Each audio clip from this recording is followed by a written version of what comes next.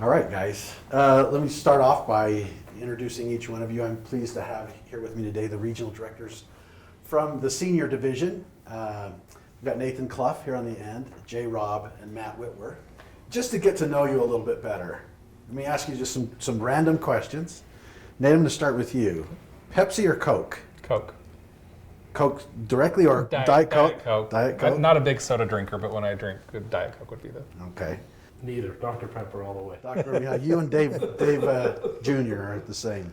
In a fight, Captain Marvel or Wonder Woman? Captain Marvel. Captain Marvel. My kids would kill me if I said anything other than Marvel.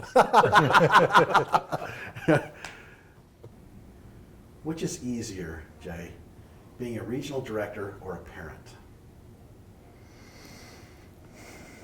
Depends on which kids you're talking about. Or having a kid that works for you. So I think being a parent. Is easier? No, it's more difficult. Definitely more difficult. Okay. Yeah. Okay. And you have how many children, Nate? 5. 5 children. So what would you say to that question? Parent is definitely more difficult. Parent is more difficult than being a regional director. Okay. Well, we'll get into some about what that means to be a regional director. Thanks for that. I mean, want to get to know you guys a little bit better. And now let's talk a little bit about your role as a regional.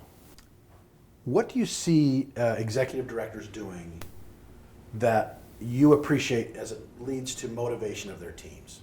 I think we have a lot of great servant leaders that are out there. They have deep connections, personal touch connections with the families and with the residents.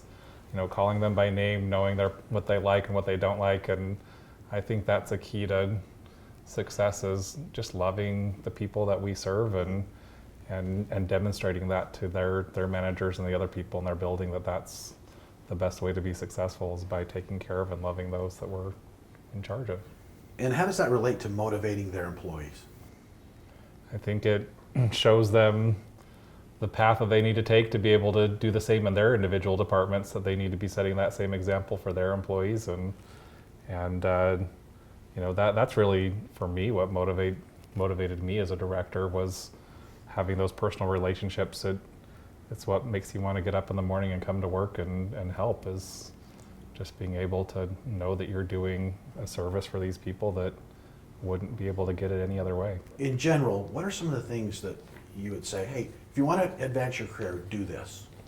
I think it's finding balance in that role and learning those things and having fun, enjoying what you do in the workplace. I think different in this industry, and what attracted me to senior living is the fact that it's a bit of a calling. Hey, there's a love that you have to have in coming into work each day with the challenges that are in front of you. But if a person has that aptitude to love what they do and are able to balance that out with the other components that are important to being successful, then I think there's great opportunity for them to advance.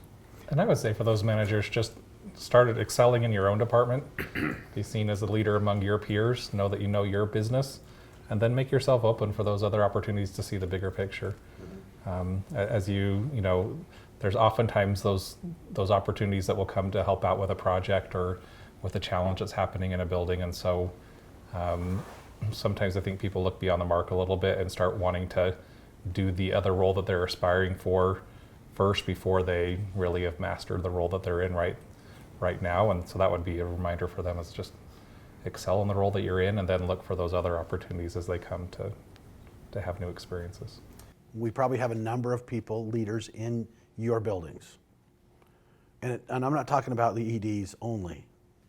In every leadership role that at times comes into roles and feels unqualified. What would be your advice to help a person who's doing that? I mean, how would you support them in accepting a role that's they might feel like is above them, but they're trying? Sometimes it's just simple process and things. Be innovative in what you're doing. Love what you're doing, and see what you can do to make it better. And I think that's something that could be helpful. I think one of the fallacies we think as a manager in a new position is that we have to do it ourselves. And there are certain tasks that are only to be done by a director or by a manager, and those can't be delegated. But a lot of them, we talked about the role as a regional here, is we're primarily a support. We're here to be able to help people through their challenges. And in the buildings, in the communities, the directors have their own supports as well. So sometimes we get into new roles and we think we have to do it all ourselves, and we take too much of that on and don't learn how to trust and communicate and delegate those things that need to be done so that we can do them effectively, but still be able to watch over and manage the processes. What would you like to be better at?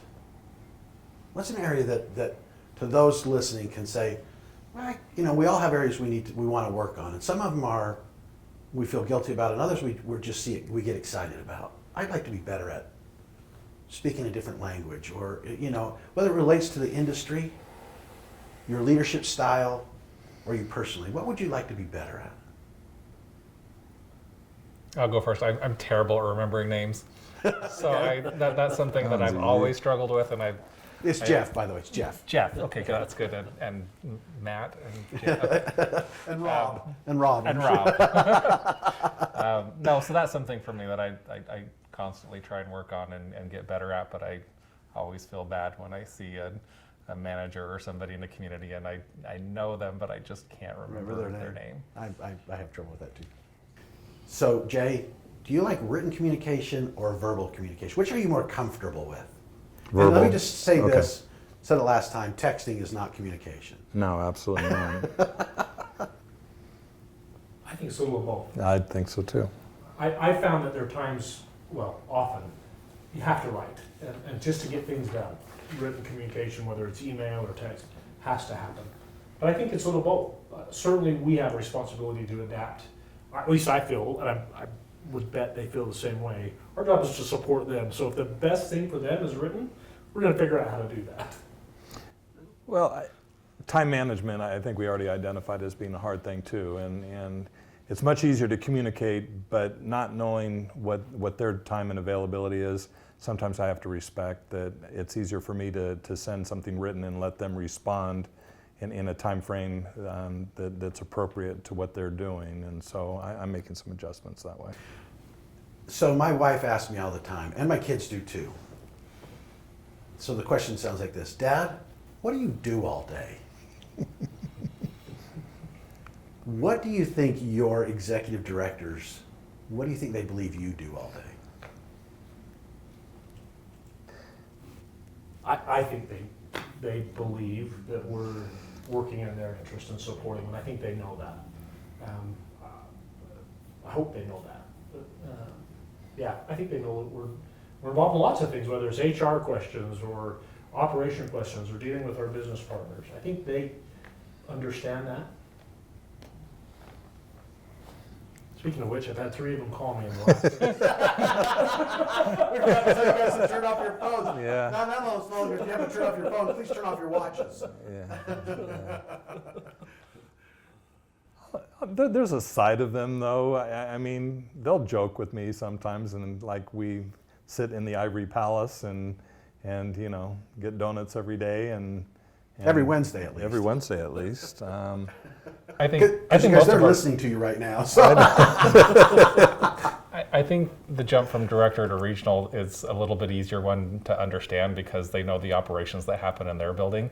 I think sometimes for me the harder one was managers in a building seeing what the executive director does and how busy and time consuming that role can be. And so I think that was one that sometimes required a little more education or training. But most people I think see that, they get it, because a lot of them have been people who worked on the floor or worked in other capacities, and you don't always see and know until you're in that role everything that's involved with it.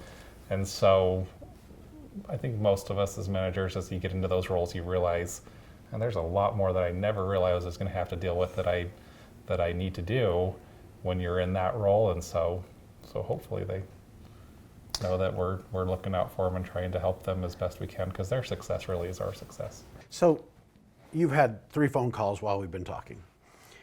How do you fight the thought that oh, you're so busy, I can't get a hold of you. Not from an accusation, but from a sympathy point of view. I didn't call you because you're too busy.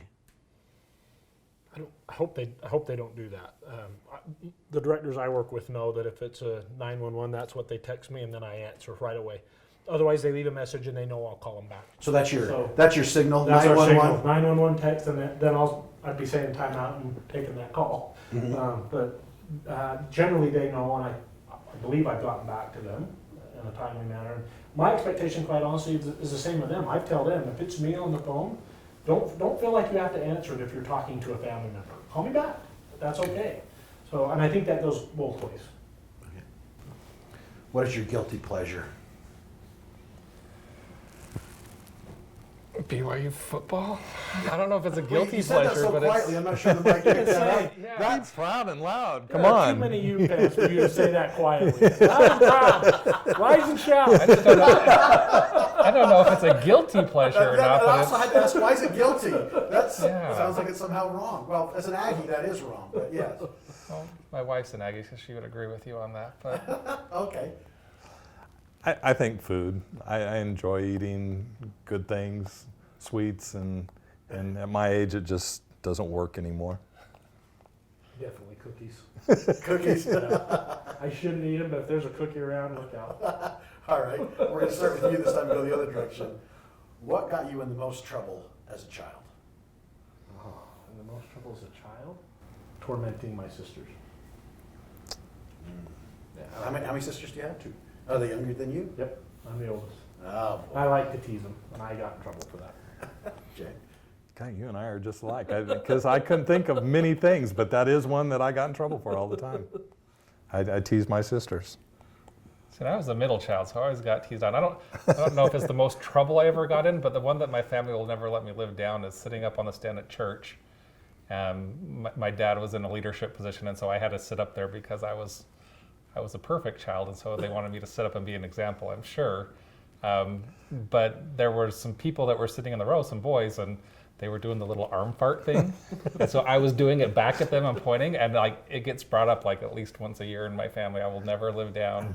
I like as an 8-year-old kid in church doing arm farts and pointing at the boys in the front row of the church who were doing them back. Great. Your mom was thrilled. Yeah, that's why, Very like proud. I said, will never let me live it down. Great.